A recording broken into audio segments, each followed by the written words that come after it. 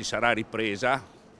della piccola e media industria, dell'artigianato, del piccolo commercio, solo se ci sarà ripresa del mercato interno. Il punto essenziale è questo e naturalmente bisogna sostenere le piccole industrie, bisogna sostenere il piccolo artigianato, il piccolo commercio, bisogna rispondere no a Confindustria che chiede di liberalizzare i licenziamenti, cioè di superare il blocco dei licenziamenti,